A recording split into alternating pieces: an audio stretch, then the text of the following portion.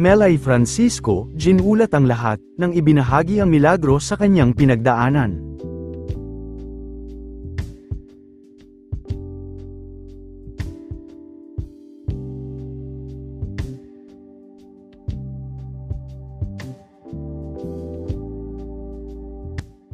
Ngayong Semana Santa, sa Minor Basilica of National Shrine ng Our Lady of Mount Carmel, ay laking gulat nga ng lahat, sa naging mensahe ni Miss Melay Francisco sa 7 Last Words sa Minor Basilica, kung saan ay sa unang pagkakataon, ay ibinahagi nga ni Miss Melay Francisco ang kanyang pinagdaanan, at kung paano ito kumapit sa Diyos, sa kabila ng pagkakaroon nito ng bukol, na lubos niyang kinatakutan. Ayon kay Miss Melay ay hindi umano ito kulani at sa may bone part niya ito tumubo.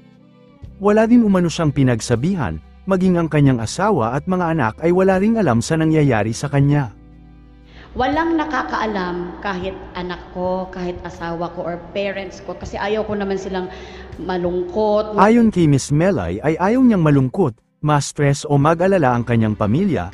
Ang tanging naging sandigan umano nito ay ang kanyang pananampalataya at araw-araw na panalangin. Pinagdasal ko ang bukol ko na patigas ng patigas. Unang-una, takot na takot ako. Umabot ako sa punto ng dasal ko na sana ma-accept ko, Lord, ang kapalaran ko kung hanggang saan na lang ang buhay ko. Bagamat aminadong natakot sa nangyari sa kanya, ay masaya naman na ibinahagi ni Miss Melay ang tila isang himala nang mawala ang bukol nito. Pinabayaan niya akong magdasal ng magdasal para mas mapalapit pa sa kanya. At mas maging confident ako sa faith ko sa kanya.